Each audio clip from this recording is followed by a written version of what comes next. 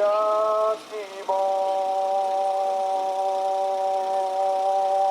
there everybody, this is Evan Rogers coming at you with a offensive language word. This is just a warning, this is after the introduction, but before we actually get started, so this is sort of the second video.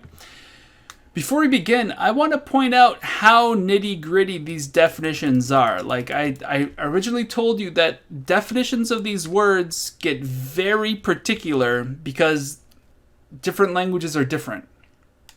I'm taking a very English-oriented approach to this, and I'm also noticing that the English has to be tempered by Japanese. Let's just go through how weird definitions are, okay? Many of these terms aren't going to be well defined. For example, I mean, we all know what a word is, don't we? Right? Like the word the is a word, and so is Bob. Is it? So if, a, like I have an apple or I have a sword, is a word, it is, by the way, then is the A in apple a word? No. So usually a word is defined as something along the lines of a sound that people make that can stand on its own, and yet apple has the same sound at the very beginning of it as like I have a sword, apple, So are they different? Yeah, but they're the same sound. So why is this a word, but this A in apple isn't a word? Hopefully you can begin to see how words are being strange. Ed is someone's name. There's a guy named Ed.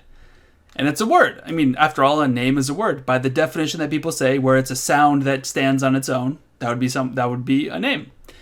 But haunted has Ed in it. In fact, we could even say it has Ted's name in it. Maybe it's haunted. That's where puns come from. But that's only haunted is a word, even though Ed can stand on its own. So, we start seeing some vague weirdness with any definition we try to have of something as simple as word. We're starting to see how tricky this all can be. Are haunt and haunted different words? Like, if I use the verb haunt, I will haunt him, and he haunted us. Are those actually different words, or are they just different forms of the same word? Do we have to have different dictionary entries in this? Like, if we made an actual dictionary of literally every single word, would we just say haunt has a change? Or would we say haunt and haunted are different words? And if that's the case, then do we have to have different entries into our dictionary of the same word? Like the word should has two different meanings. You should eat pizza. That's a suggestion. I think it would be good that you eat pizza. Should would mean a suggestion. But also, we say something like, that should take care of things. That's not a suggestion. That's actually us saying, I think that's the way it is.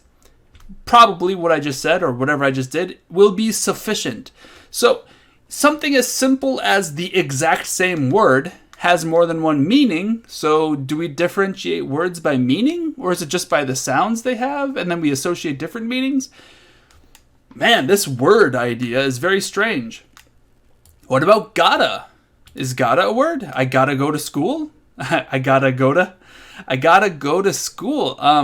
It's I have to go to school. I got to go to school. And yet, it is its own sound, gotta. It stands on its own. So it's a word, but is it? I don't know. Would we put that in the dictionary of English words?